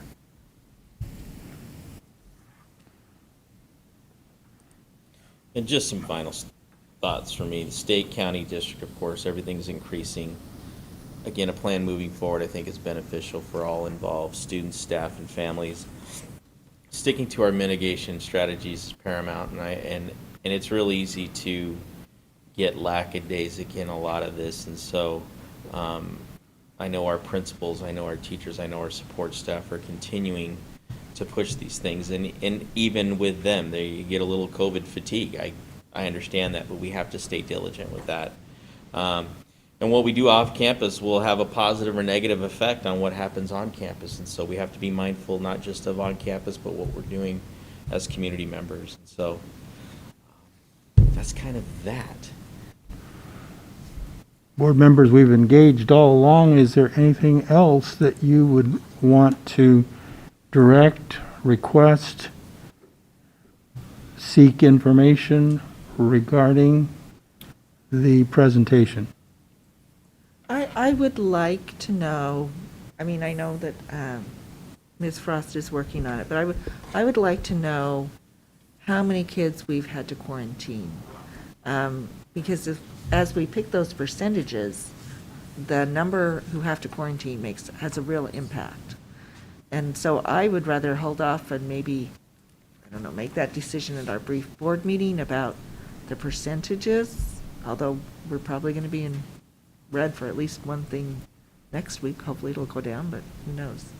But because I think, whether we pick 1%, and I do think, I could run you some scenarios. yes, I think just at the elementary school where there are more in cohorts, maybe it could be a little higher percentage because we won't have to quarantine as many, and then maybe at the junior high and high school, a lower percentage. But to me, kind of knowing how many people have to quarantine makes a difference, whether I pick 1.5% or 2% or 1%.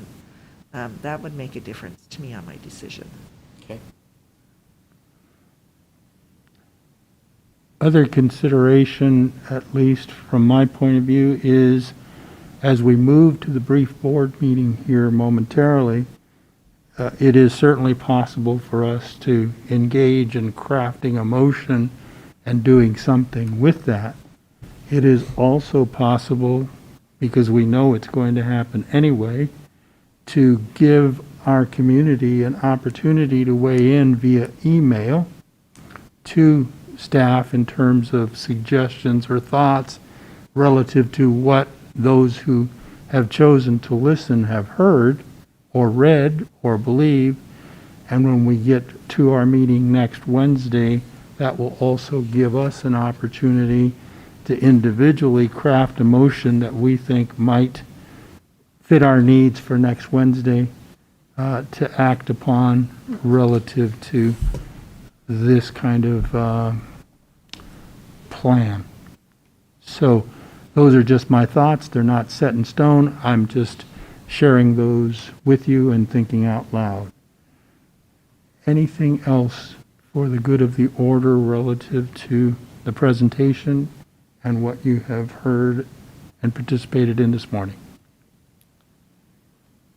One other point, I think I'd like to see some language around the community's substantial spread, and if we're in red for those different categories, and what that would mean. So what do you mean? Well, I mean, I could probably find it in here. if then, Is that what you're talking about? yeah, if we're, if we reach these metrics, then what? Then everyone will go virtual, we'll consult with the public health department, what? According So here's my question. Okay, Are you talking according to the county health department or Gilbert Public Schools? Because if you're talking Gilbert Public Schools, that's what this discussion's about. well, that's what I'm saying. I think, because I'm a visual person, I would like to see something in writing, this exchange that we had with Ms. Wood about if we go red in all three metrics, then we're going back online. Is there another case where we would go back online? That, If- again, that would be up to you as a governing board. Okay. So I think if you need to talk that out a little bit more, then might be the time to do that now. I guess the interesting part of that is even at this point, it's barely over the 100, but it is substantial at this point. And yet in our schools, we're not seeing, I do appreciate that we have this local data in our schools now. It's not as if we're seeing Well, this. yeah. You know, I'm just saying, so to me, I kind of like that we have this idea of the local numbers, whatever we decide on, that give us trigger points of saying, you know what, at this school now, it's become an issue of basically, if you want to say substantial at this school, right? There's enough people with it at this school that we need to look and try and make another mitigation strategy. I would prefer to do it that way, and always in consultation with our county, which we're always in consultation with. They make other recommendations, and we need to work with those and, figure that out. But to me, that's where I think is what we're doing. I think that is the mitigation strategy until we hit, for sure, all three substantial. That was my thought. Well, and state and county agencies, health agencies, I should say, have really left it up to us. They've, so far, Yeah. and, Well, and here's- stated clearly that what we are sharing with you are guidelines. They're not set in stone. They're pretty concerning when you look at them, but the ultimate decision rests with this board, according to what I understand relative to the state and county health agencies, and the governor, for that matter. Well, and I would say, just, it was referenced early in Dr. McCord's presentation, but the percentage of COVID-like illness, there's a lot of disagreement about what that number is going to mean and whether it would ever be read because of the way things are or are not reported. Correct. Thank you, Ms. Humphries. Mr. Carr? Dr. Sanders, I would agree with your assessment, with the caveat that we have been told that if a school has an outbreak or whatever, the county may step in school-specific and say, hey, we want you to take this additional measure, up to and including, they could ask us to close the school. Correct. And when I say ask, they would essentially require us to. I would also highlight for those, as we're talking numbers of 1%, 1.5%. I'm kind of assuming we're going to fall somewhere in that range, but that's just based on the discussion. I did have a discussion with Ms. Frost, I guess it was earlier this week, I can't remember when this was in discussion, that she commented to me, said, normally in an outbreak situation, flu outbreak, whatever other illness outbreak, the county declares an outbreak when it affects 10%. Am I remembering that number right from our conversation? Yeah. So normally we're talking when it reaches 10% of our population. So in this case, the county has defined it as 2 cases that they can't contact trace outside of, and the state has defined it that way as well, not just the county. So a much stricter definition of what an outbreak is, and we are talking about taking mitigation steps at a much, much earlier case than we would ever consider taking. That statement's probably going to frustrate some in our community, and it's going to frustrate some that we're not being even more proactive in going at a 0.5% or 0.25%. We understand that. We're trying to find balance. Thank you for that, Mr. Carr. I Ms. think, Udick? I think getting back to what we're all saying is that I think that the percent positive or a percent of cases is probably the most important criteria to go on, as opposed to the, like something like the COVID-like symptoms, because I think that could happen to anybody any day. Jill, getting back to you, your question a little bit. So what I'm hearing you say is you'd like to see something, or like, in order for us to go completely online as a school district, we need 3 reds in all categories. Well, I guess what I want to understand is what that is, and I guess that is our decision, but I don't know how to judge that, because when I've watched this through the weeks from starting from March, and checked the website and looked at all of the data that I've looked at, I always felt that when we got to 100 cases per 100,000 residents, that was a concerning benchmark to me. And percent positivity in testing, let's all run it down and get tested. I haven't mentioned it, but we did have an email from the University of Arizona looking for people, teachers and staff, to be a part of a study where they could self-administer a COVID test for free and just keep track of, and if they got sick, share their symptoms or whatever. I mean, that came into our board, and I think that's something we should pursue looking at and encourage people to sign up for. But when I looked at this, that 100 cases per 100,000 was kind of my benchmark. Not positivity, not COVID-like illness, and we've already hit that. But when we look at our schools, that spread is not in our schools. And so to me, I'm struggling, because that's what I've used as my benchmark this entire time, but it's not affecting our schools at the same rate as it is in the wider community. And I would say, if you look at the Arizona Department of Health website, it's the 20 to 44 that are the most cases, and then it's I think it's 44 to 54 or something like that is the second most, although the number of cases of for 20 and under has gone up a lot as well. So I guess what I'm trying to say is that even though we have hit that benchmark that I've been watching all this time, and we're in the red on that one category, that's not in our schools. And I think maybe looking at the percentages, but just understanding that wider community spread may have an impact on the number of cases that we see within our schools. And maybe some language to define that a little better. Because I followed Will Humble, previous director of the Department of Health for the state of Arizona, and he has totally said that COVID-like illness number will probably always stay green, because they're not reporting it in a continual way. They're not required to report it, and so it's kind of a flimsy number. So that's where I'm struggling, because the benchmarks that we have been given, it's really hard to know. And I've relied on the 100 per 100,000 residents, and here we are in red, but it's not showing up in our schools, and that's my conundrum.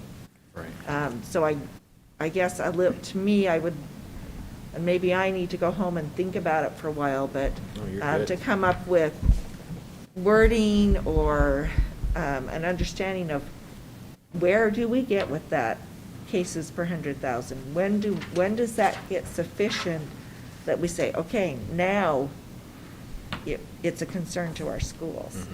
And that's what I'm kind of struggling with. Is that clearer? A little bit, yeah, a little bit. I'll think about it. Ms. Humphries, you bring up some very good points. Like, none of the metrics are without their flaws. Yes.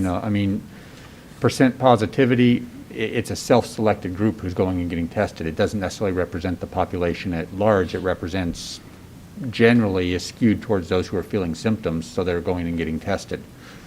The number per 100,000 is highly, highly volatile based on the number of people being tested. Yeah.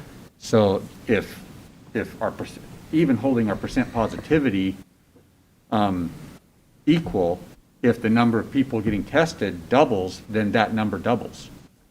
So each one of those independently has some major flaws in how we interpret it, and you're exactly right in your comments. So that's why we kind of have to look at them in totality, and we have to understand what's behind it in driving the numbers. But I agree that it is concerning that they're going up. Yes, That's it's a very concern. It's concerning. concerning, and that's why we're having this discussion, because we're Yes. saying, how are we going to address this? And how does this, I how mean, are we doing because this in our Queen schools? Creek jumped up to 149 cases per 100,000, like, they went up almost 50 or 60 cases in 1 week. Right. Well, and So- remember though, also I wanted to just clarify, we're at 100.3 as a district boundary, the county was still below that at this point. Yes. How they 84. reported it, so it might change as well, but I just wanted to be clear on that, so, County's at 84. right. Yeah. Which This is moderate. the first time we've been worse than the county. So, but we have seen fluctuations too, so we'll see, Yes. but we should know more. But again, I'm with you that that's concerning, and that's why we're having this discussion, exactly why. And that's a national trend Yes. as well as a state trend. We're seeing those occur, and there are all kinds of recommendations and commentary from the medical professionals out there as to why. And hitting the winter months and the vacation times and the holidays and all of that factors in. So the numbers are scary when you look at them in total. When you drill down and take a look at how it's impacting our organization, and that being classrooms, teachers, and staff, we're not seeing the same thing. The numbers do not correspond. And so there's the issue, and that's why we're having this discussion, and thank you, Ms. Wood, for saying that. Anything else for this discussion? Dr. McCord, thank you for pulling it all together and getting it there. I look forward to seeing that framework that we're going to develop so that we can move forward with a plan. Sounds good. Board members, anything else? If there isn't, then I'm going to call for adjournment of the work study and move to the brief board meeting. So I'll adjourn the work study session, and we'll move to item 4, the brief board meeting. And item 4.01 is roll call. Ms. Wilson, would you please indulge us? Dr. Charles Santa Cruz, Here. Miss Laurie Wood, Here. Mr. Reed Carr, Here? Miss Sheila Ujedi, Here. Miss Jill Humphreys. Here. Mr. President, all board members are present. You have a quorum. Thank you, Ms. Wilson. Action item number 5, and that's item 5.01, discussion and possible action regarding the approval of methods to use for school to return to hybrid or online learning. Dr. McCord, anything you want to add? No, I just think it goes along with our discussion that we just had during the work study. What I'm hearing is that we'll reconvene probably on Wednesday with some more, but that's up to the discussion of you guys right now. Board members need a motion for item 5.01. I'm going to motion that we postpone until our next board meeting and reconsider this and vote on it at our next board meeting, brief board meeting. Thank you, Ms. Humphreys. Is there a second? I'll second. Thank you, Mrs. Woods. Is there a discussion? 5.01. Ms. I- Ujedi? I think based on everything that we've talked about today, if you can come up with the 50,000 things we've asked you to do between now and Wednesday, so that we can make an informed decision and the right decision for the safety of our students and our parents and our families and our teachers. What I would like to do is come back with just like a metrics or a matrix that says, here's what this looks like as some options. for you, because I don't know where everybody sits on those percentages to go to hybrid, specifically. So I'll give you some ideas of what that looks like based on some of the examples here today, as well as maybe changing the percentages at different levels, so you can see that. And could we have an idea of which schools might be close to hitting one of the percentages? My Go ahead, only Ms. Reed. concern was it felt like there was some urgency in holding this today. Do we feel like we just wanted to get it started and get some information started? I just don't want to not make a motion forward if you feel like we need to No, I don't start moving think- forward. I- As we've kind of analyzed it, we feel like I think we're in a good spot, and I think next Wednesday will give us an even better idea. I'll update us on where their dashboard is from that morning, okay. and based on that information that comes out, that might be something to where one of those schools indicates based on one of the models that's adopted to go to hybrid. I'm not sure of that, but it's only Friday, so. Well, I was going to say, well, the county won't put anything out till Thursday. Somebody who's good at data can maybe divine where we might be on Thursday to talk about it Wednesday night. Reed? Yeah, I track that probably twice a week off the live data. I'm happy to share with what Where my you numbers think we project. might be on Thursday. So- But we'll know our own school numbers, we know them daily, correct? We will know those yet. Well, we update those every Wednesday. Correct. Okay. You do know them every day. You know them Yeah, every day. yeah. Yeah. They come in, some drop off, some add on, so usually it's somewhat of a wash. Mm-hmm. Okay. Any other, go ahead, Mr. Craig. I'm not sure with the motion being to postpone this, maybe this is discussion for next time, because it's not, I'm not sure it's directly related to this, but would there be a criteria where we say if we hit a certain percentage, or if we hit a certain percentage for a 2-week period, and I'm saying percentage students, active cases, if I'm just trying to be a little more flexible. I don't know that that's the right way, but if we're at, 1.5%, and I'm plucking numbers out of the air just off of this, 1.5% at a given point, or if we're above 1% for 2 weeks, I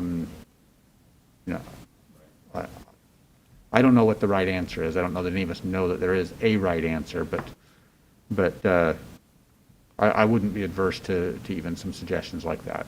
Well, I was going to say, if you mean if we were hybrid and it was still going up, maybe moving to online. Well, I'm assuming the metric is to go online. Right now, we're saying, again, just 1% would be, 19 students at Campo. If we're above 19 active cases 2 weeks in a row, we go to hybrid. But if we hit 1.5%, which takes us to 28, Then we go on. then we go online based on the 1 week That metric. is exactly what I was I mean, trying to and communicate. I don't know that the 1% and the 1.5 are the right numbers. I mean, I feel like, honestly, I feel like we're pulling numbers from the air because we don't have guidance where that is. But the intent here is, again, we want to keep schools open, or as open as possible. By that I mean hybrid. We want kids in the classroom wherever possible.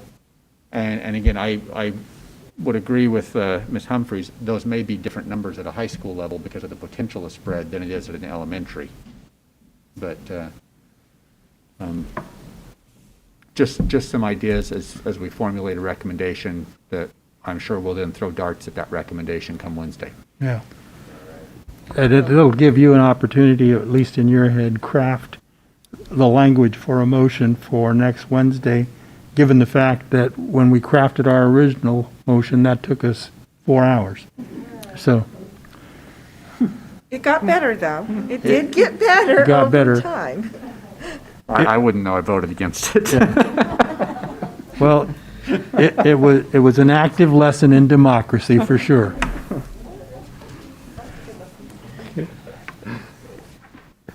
Any other commentary? If not, we have a motion before us, and the motion is to postpone action on approval of a method to use school to return to hybrid online learning. Is there anyone who understands it differently? If not, then the motion is before you, and those in favor of 5.01 and the postponement of, please signify by saying aye. Aye. All those opposed, the same. Motion carries 5-0. We're now at item 6.01 is a motion to adjourn. Is there a motion? So moved. Thank you, Ms. Humphries. Is there a second? Second. Second has been there. Thank you, Ms. Ujedi. Any discussion? No discussion? Then we will vote on adjournment. All those in favor of adjourning this brief board meeting, please signify by saying aye. Aye. Those opposed, the same. Motion carries 5-0. Thank you for those of you who are watching on live stream. Thank you for those of you who attended here in person. We are adjourned.